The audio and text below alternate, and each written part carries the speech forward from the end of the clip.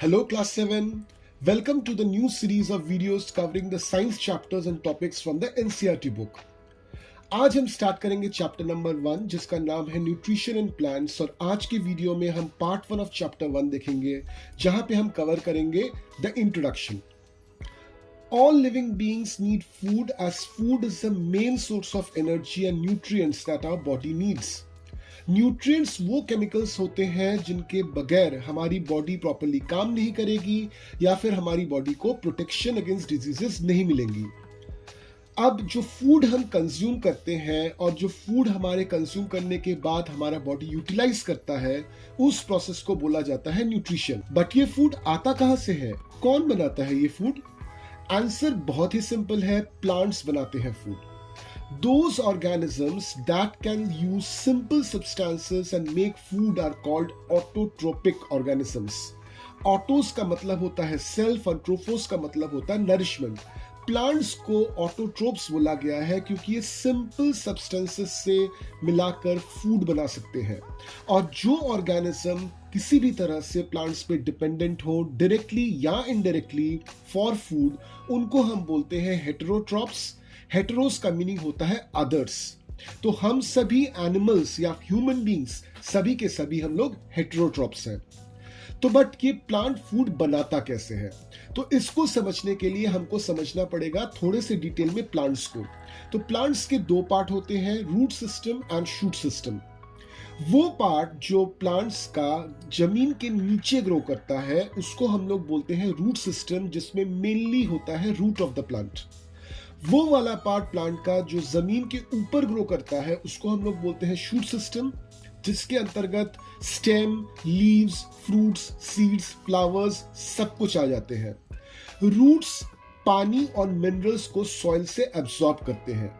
आपने देखा होगा कि खेती बाड़ी करते समय फार्मर्स जो है वो अपने फील्ड में फर्टिलाइजर्स या फिर मैन्योर्स ऐड करते हैं.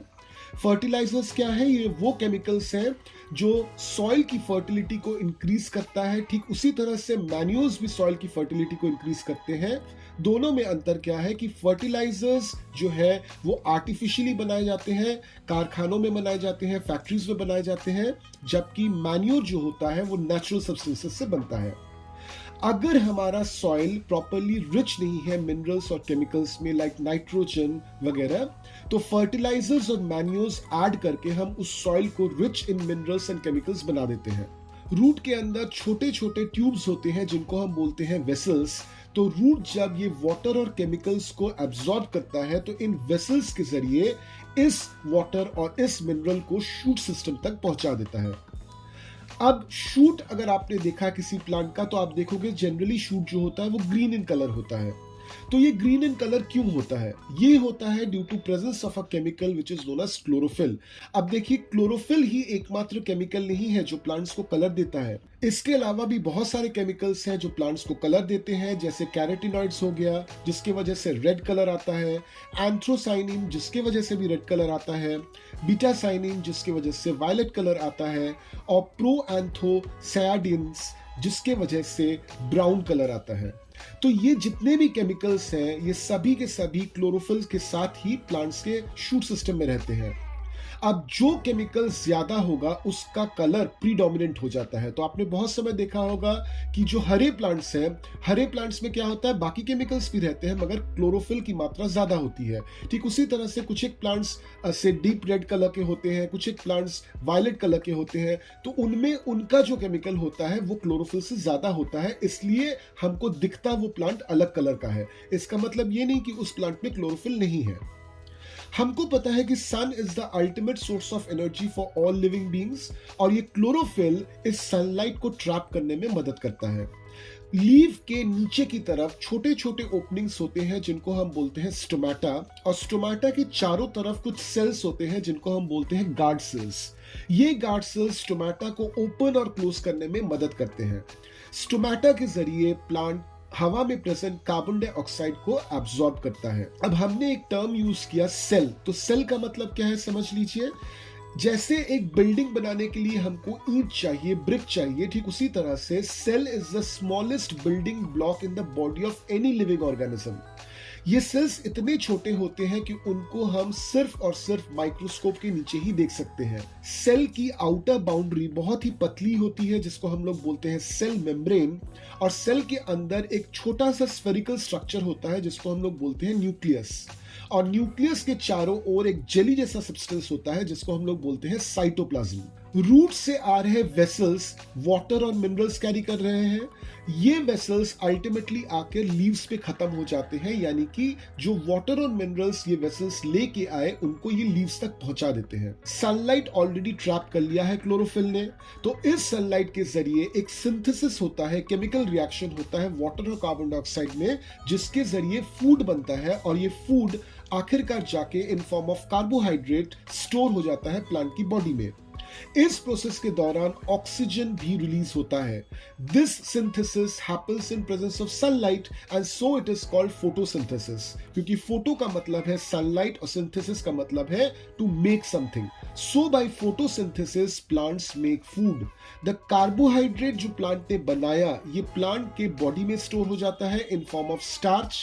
कार्बोहाइड्रेट बना होता है कार्बन, हाइड्रोजन और ऑक्सीजन से, जो फिर से सिंथेसाइज होकर बनाते हैं बाकी कंपोनेंट्स ऑफ फूड जैसे प्रोटीन, फैट्स एंड विटामिन। अब चूंकि ये पूरा जो फूड बनाने का प्रोसेस है ये लीव्स के अंदर हुआ, इसलिए लीव्स को कभी कभार हम food factories of the plants भी बोलते हैं। बट कुछ एक प्लांट्स है जैसे कैक्टस, जहां पे आपको दिखेगा कि लीव्स जो है वो ट्रांसफॉर्म कर गए हैं कुछ कांटेदार स्ट्रक्चर में, स्पाइन लाइक स्ट्रक्चर में। ऐसा क्यों होता है? तो जो एक्सेस वाटर प्लांट ने एब्जॉर्ब किया रूट के जरिए, ये एक्सेस वाटर प्लांट को अपने बॉडी से रिमूव करना है, तो लीव के जरिए ये वाटर जो है वो रिलीज हो जाता है, और इस पर्टिकुलर प्रोसेस को हम लोग बोलते हैं ट्रांसपिरेशन। अब लीव्स का साइज जितना छोटा होगा ट्रांसपिरेशन उतना कम होगा। तो जो प्लांट्स लाइक कैक्टस जो डेजर्ट एरिया में ग्रो करते हैं जहां पे ऑलरेडी पानी बहुत कम है, लीव्स को ट्रांसफॉर्म कर दिया जाता है स्पाइन लाइक स्ट्रक्चर में ताकि ट्रांसपिरेशन रिड्यूस हो जाए, क्योंकि उस एरिया में पानी ऑलरेडी कम है, प्लांट को पानी चाहिए, तो प्लांट अपने अंदर पानी स्टोर कर लेता है, ट्रांसपिरेशन रिड्यूस करता है अपने लीव्स को स्पाइन में कन्वर्ट करके। इन तरह के प्लांट्स में आप देखिएगा कि उनका स्टेम जो होता है और ब्रांचेस जो होते हैं वो ग्रीन होते हैं, और वो परफॉर्म करते हैं फोटोसिंथेसिस। तो हमेशा फोटोसिंथेसिस लीव के जरिए ही हो ऐसा मैंडेटरी नहीं है। तो अब हमने फोटोसिंथेसिस तो देख लिया, तो अब देख लेते हैं कि फोटोसिंथेसिस किस किस तरह से हमें हेल्प कर रहे हैं। So number 1 is it helps to produce food, और ये फूड हम और बाकी एनिमल्स खाते हैं। Number 2, it helps to absorb carbon dioxide. अब कार्बन डाइऑक्साइड वो गैस है जो मेनली रिस्पॉन्सिबल है फॉर इंक्रीज इन टेम्परेचर। जितना ज्यादा कार्बन डाइऑक्साइड होगा टेम्परेचर उतना ज्यादा बढ़ेगा।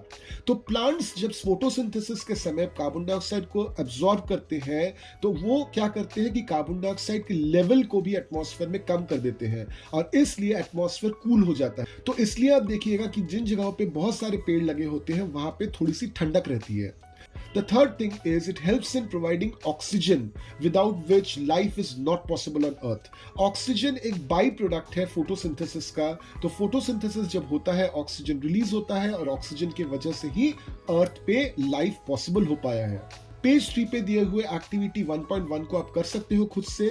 इससे आपको पता चल जाएगा कि फोटोसिंथेसिस प्लांट के जरिए होता है कि नहीं होता है। तो हमने पढ़ लिया अबाउट फोटोसिंथेसिस और क्यों सिर्फ प्लांट्स ही फोटोसिंथेसिस कर पाते हैं। हमने ये भी पढ़ा कि photosynthesis needs sunlight, and since chlorophyll is present in plants they can trap sunlight and make this process happen. But उन प्लांट्स का क्या जिनमें क्लोरोफिल नहीं होता? से फॉर एग्जांपल कसकटा नाम का एक प्लांट है जिसको हम हिंदी में बोलते हैं अमरबेल, ये बहुत कॉमनली इंडिया में दिख जाता है। तो इस तरह के प्लांट्स अपना फूड कैसे बनाते हैं? तो इस क्वेश्चन के आंसर को देखने के लिए आपको थोड़ा सा इंतजार करना पड़ेगा। Till then keep learning.